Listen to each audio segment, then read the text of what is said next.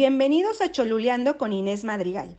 En esta ocasión nos encontramos en el santuario de Nuestra Señora de los Remedios, situado en el basamento de la Gran Pirámide de Cholula, templo de estilo barroco republicano que se construyó en el año de 1594 como una ermita y en 1864 la destruye un terremoto. Es en el año de 1874 que se reconstruye y es bendecida en presencia del entonces gobernador del estado de Puebla, don Ignacio Romero Vargas.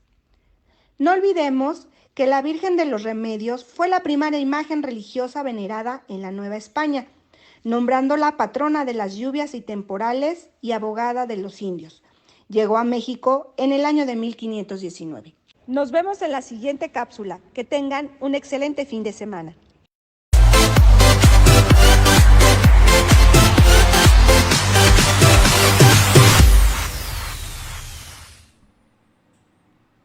Hola amigas y amigos, yo soy Julio Valderas y esto es Desde la Oscuridad, un programa con una perspectiva macabra y sombría sobre el mundo y sus personajes. Espero que lo disfruten. Estamos transmitiendo desde Moro Comunicaciones.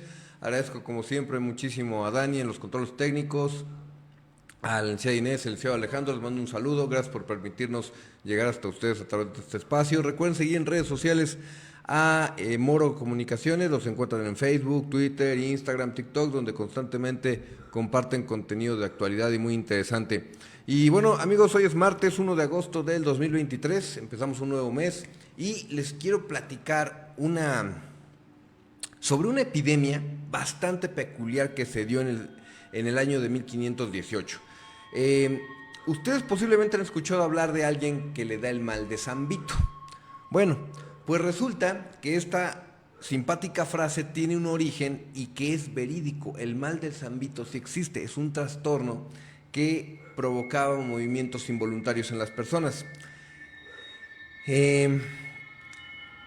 Esta epidemia de las que les hablo es una epidemia de baile, así como lo oyen. Literalmente vamos a platicar de gente que bailó hasta morir y no por una devoción al arte.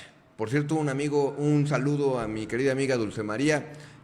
Tú sí amas el baile, pero desde luego estoy seguro que jamás te ha dado algo como lo que estoy a punto de platicar. Bien, la peste del baile o la plaga de la danza, como se les llegó a conocer, básicamente consiste en una coreomanía. ¿Qué es esto? Bueno, es una enfermedad, un ataque que provocaba que muchísimas personas bailaran en conjunto, porque esto no era algo que le pasaba a una sola persona, sino que le pasaba en conjunto a varios y les causaba un agotamiento tremendo. Incluso llegaban a tener pues consecuencias más graves a causa del agotamiento. Ustedes conocen muy bien este tipo de reacciones cuando haces ejercicio de forma muy prolongada o algo que te causa muchísimo cansancio pero tienes que continuar haciéndolo. Bueno, pues en el caso de la coreomanía era bailar de una forma extenuante y además en grupo. Entonces es en esta época, particularmente en Europa, donde empieza a darse este tipo de fenómenos por razones muy extrañas. Miren, se le llegó a relacionar con San Vito porque el mal de San Vito también se le conoce como la enfermedad de Huntington, que consiste en una serie de movimientos involuntarios. Es un trastorno que tiene que ver con la genética también. Esta enfermedad, como les digo, se hizo presente en la Europa central entre los siglos XIV y XVII y sorprendentemente se documentó bastante. Ahorita les platico un poquito de por qué se documentaba, pero la gente al mismo tiempo no le hacía caso. Hoy los ataques epilépticos son muy estudiados, son conocidos, hay gente que es diagnosticada y tratada para ello, pero en esa época se consideraba casi como un mal a raíz de la brujería, de una maldición, un castigo divino incluso. ¿Por qué? Porque se le atribuía este castigo a San Juan Bautista. En algún momento de la historia, cerca de las fechas de San Juan Bautista, se creyó que alguien desobedeció una costumbre o una tradición y empezó con estos ataques. Además, dio la coincidencia de que esto sucedía entre los meses de junio y agosto.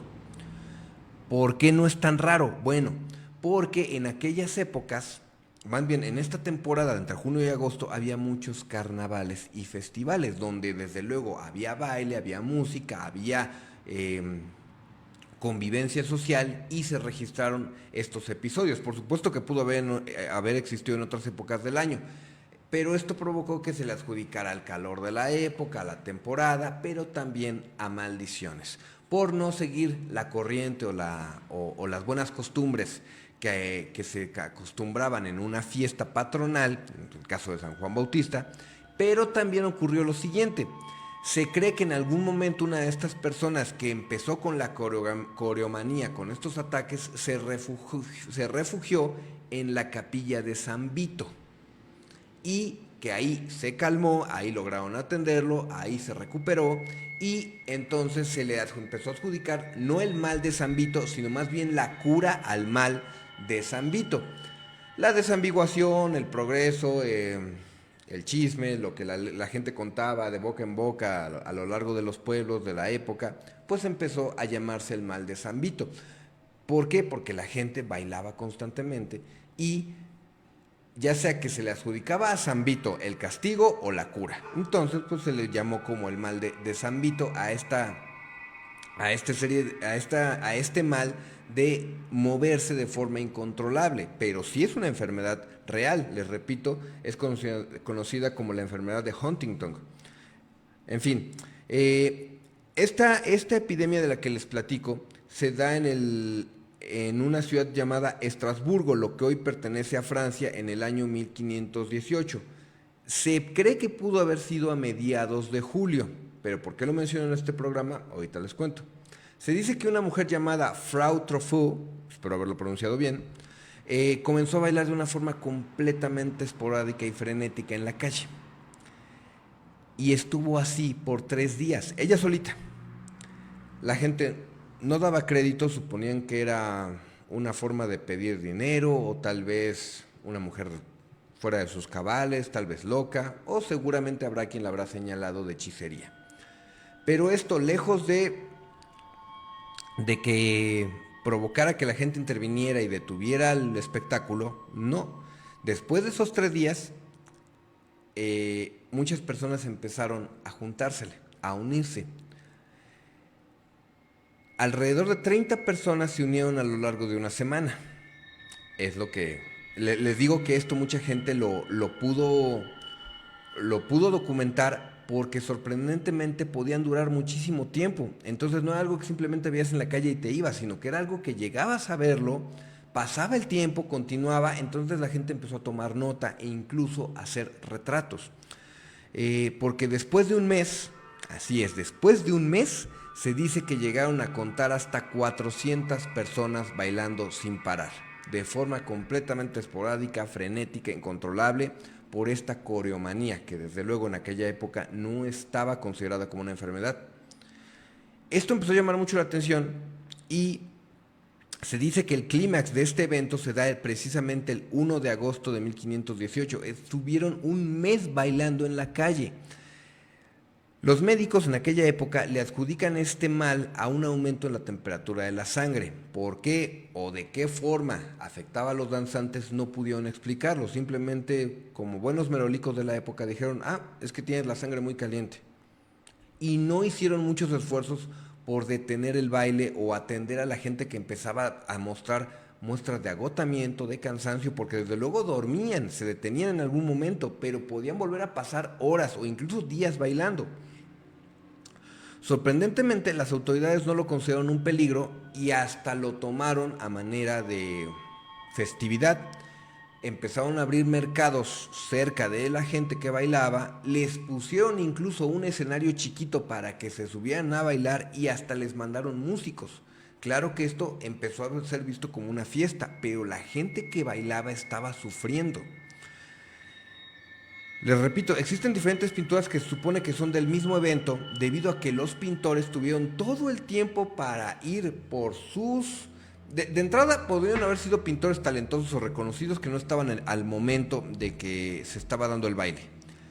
Les llega la noticia, les dio perfectamente tiempo de trasladarse incluso desde otra ciudad para llegar a retratar y pintar a la gente bailando. Es por eso que yo mismo me sorprendí investigando este dato de que hay muchas pinturas alegóricas a este mismo evento de la epidemia de baile del año 1518. Entonces, pues obviamente fue un caso de histeria colectiva. Algo detonó que la gente empezara a bailar de forma frenética y sin control. Y ya luego teorías más actuales le adjudican esto posiblemente a una intoxicación que se dio de forma colectiva, cosa que también era muy común porque la gente compartía muchísimos alimentos, pero también a una hambruna que hubo en aquella época en Europa, en este periodo. Desde luego que sí hubo muchísimos casos de pobreza extrema, de hambruna, de otro tipo de epidemias, la peste negra, y posiblemente se haya combinado toda una serie de elementos para que la gente sufriera de alucinaciones, sufriera de temperaturas altas y tal vez incluso de intoxicaciones. Como quiera que sea, la mayoría de estas personas murieron. La mayoría de estos 400 bailarines, danzantes que empezaron a bailar sin entender el porqué, se murieron por infartos, por ataques cerebrovasculares y por agotamientos extremos.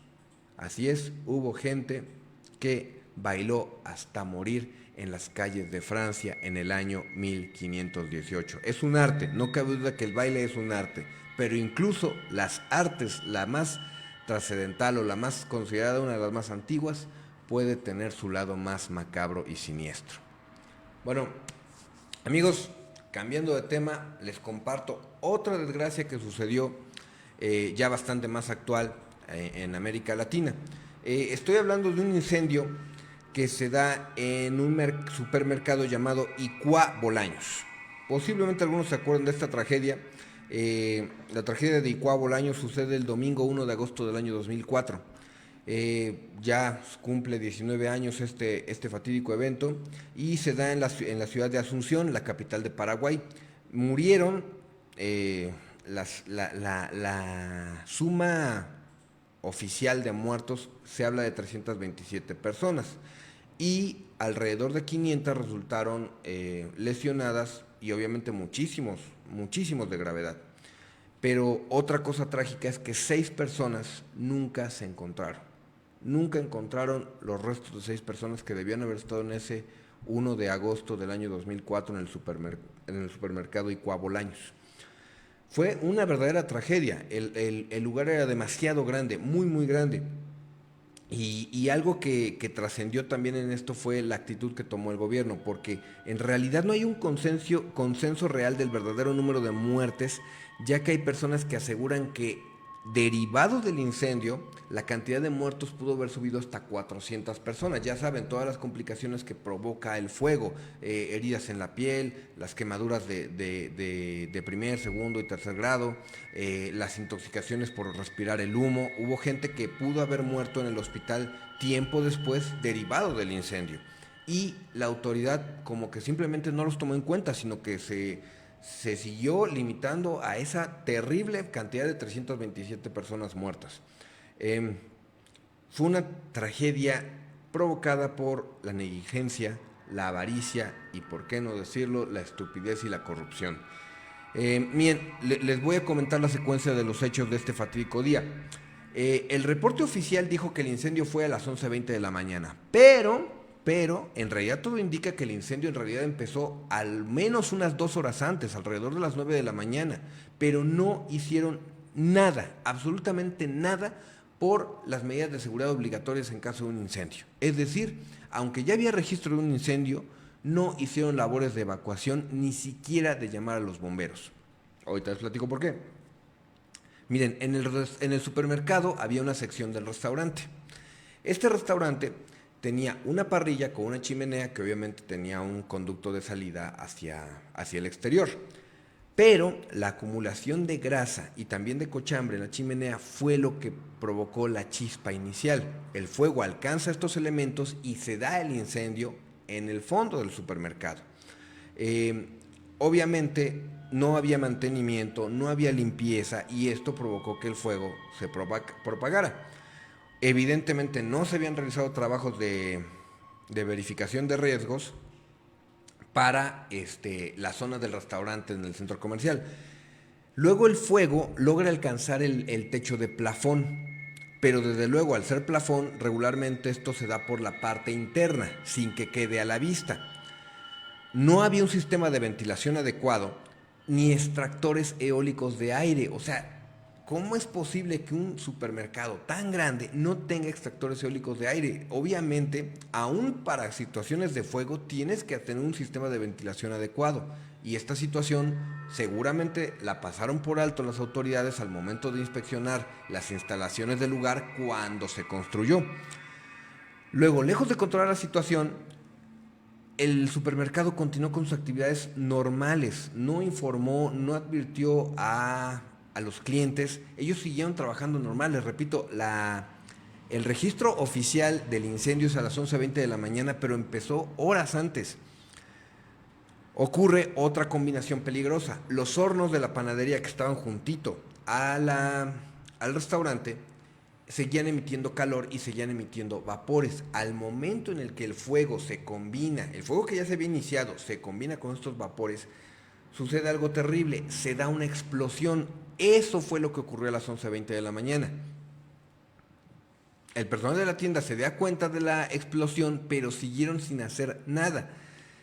Hasta las 11:20 fue que esta explosión provocó que parte del techo se desprendiera cuando el techo ya estaba en flamas. Entonces hubo gente a la que le cayeron restos de techo ya incendiario. A eso súmele que en un supermercado había artículos flamables en diversas áreas. Entonces esto también comenzó a explotar. Hay registro que demuestra que hubo gente que murió al instante porque artículos inflamables al combinarse con el fuego explotaron y ellos estando muy cerca pues se murieron instantáneamente. Pero lo que seguramente indignó más a la gente de Paraguay, la gente empezó a huir hacia las salidas y oh sorpresa, las salidas estaban bloqueadas, estaban selladas, estaban cerradas por el personal de seguridad porque no querían que se fueran sin pagar. Hubo testimonios donde se aseguraba que incluso guardias de seguridad empezaron a disparar al aire para evitar que la gente se aglomerara y saliera. La negligencia absoluta y la estupidez total. Cientos de personas murieron ese día por esta combinación de hechos. Por falta de seguridad, por falta de previsión, por irresponsabilidad, por ambición. Entonces, otra cosa que contribuyó a la tragedia. Se cree que en la tienda había entre 800 y 1000 personas ese día, porque era domingo, era 1 de agosto, la gente acababa de cobrar sus quincenas y además, específicamente en Paraguay, esta fecha se combina con el Día de la Amistad. No es tan trascendente como el 14 de febrero para todo el mundo, pero sí es un día que se considera feriado, entonces era un fin de semana feriado. Y la gente estaba en el súper comprando sus cosas, como muchísima gente lo hace, pero sin tener idea de que estaban adentro de un incendio latente que arrancó la vida de muchísimos paraguayos ese terrible día. Las autoridades acusaron de la tragedia a los propietarios, al arquitecto que lo diseñó, a los guardias de seguridad y a funcionarios municipales que dieron los permisos, pero dieron condenas de 5 años, o sea, fue indignante ver el resultado de un proceso judicial y castigar no únicamente con 5 años a las personas.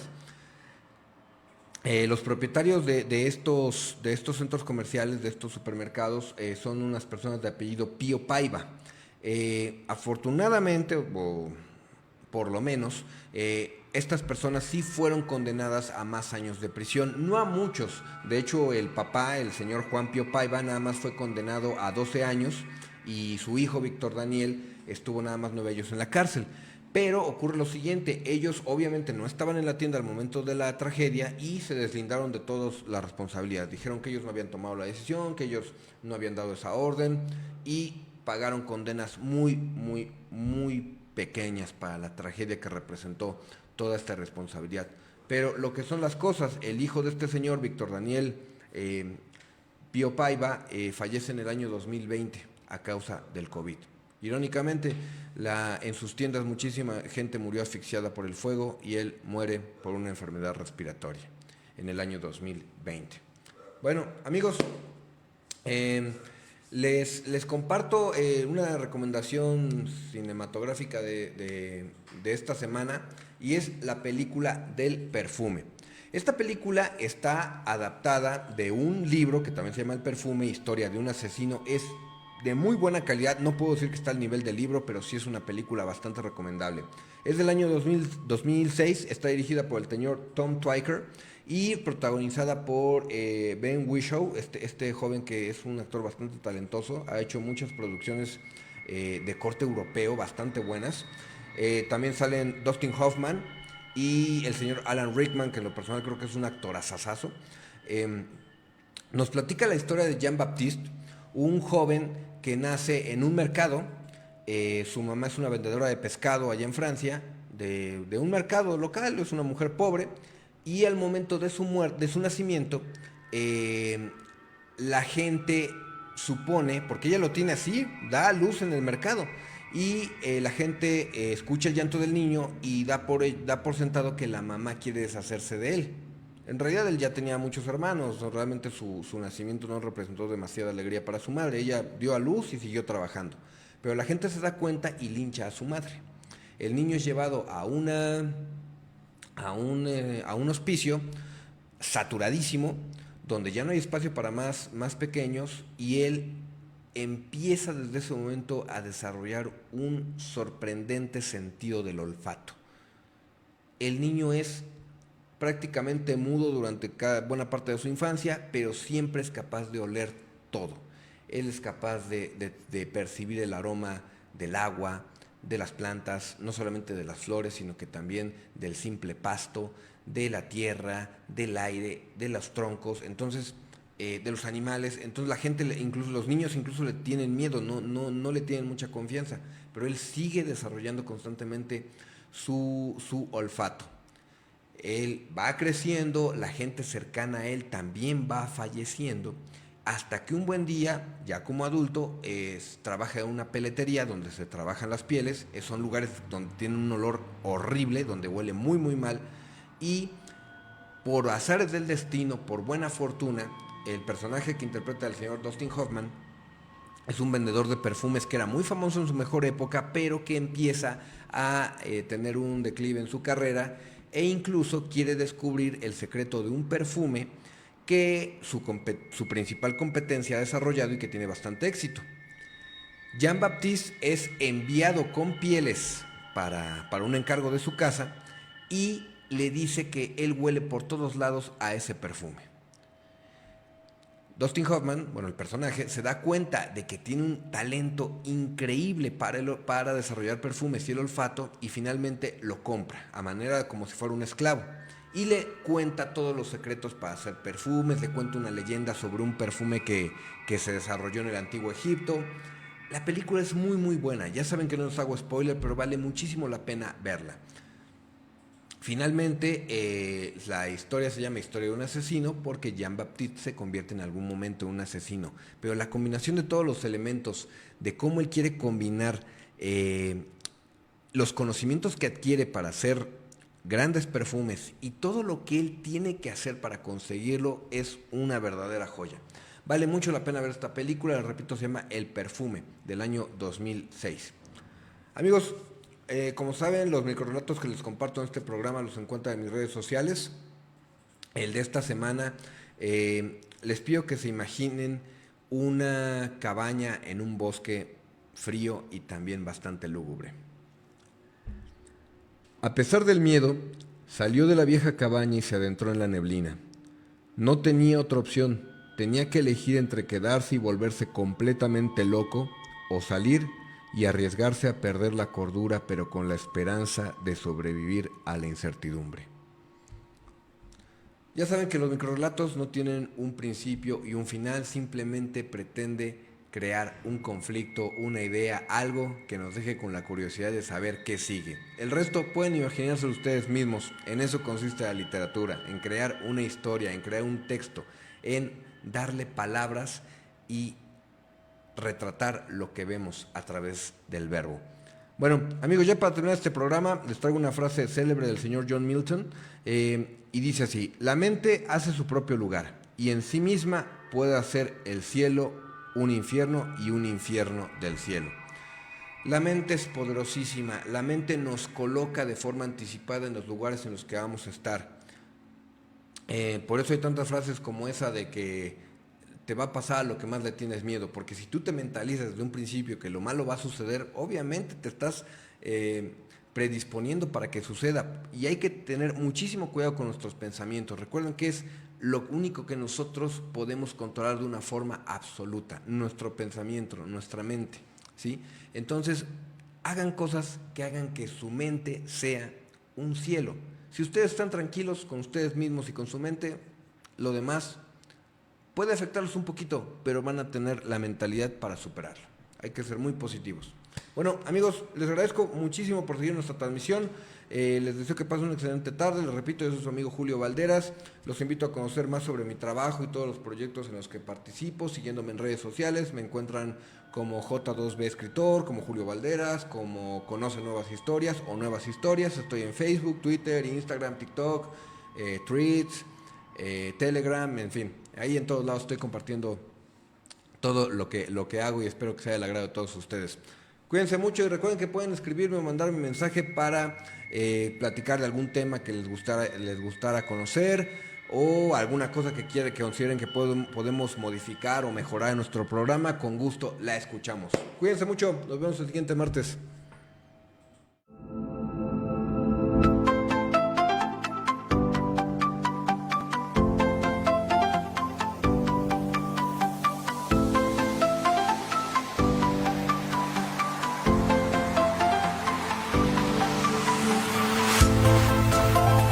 Hola, bienvenidos a Choluleando con Inés Madrigal. En esta ocasión nos encontramos en el santuario de Nuestra Señora de los Remedios, situado en el basamento de la Gran Pirámide de Cholula, templo de estilo barroco republicano que se construyó en el año de 1594 como una ermita y en 1864 la destruye un terremoto. Es en el año de 1874 que se reconstruye y es bendecida en presencia del entonces gobernador del estado de Puebla, don Ignacio Romero Vargas. No olvidemos que la Virgen de los Remedios fue la primera imagen religiosa venerada en la Nueva España, nombrándola patrona de las lluvias y temporales y abogada de los indios. Llegó a México en el año de 1519. Nos vemos en la siguiente cápsula. Que tengan un excelente fin de semana.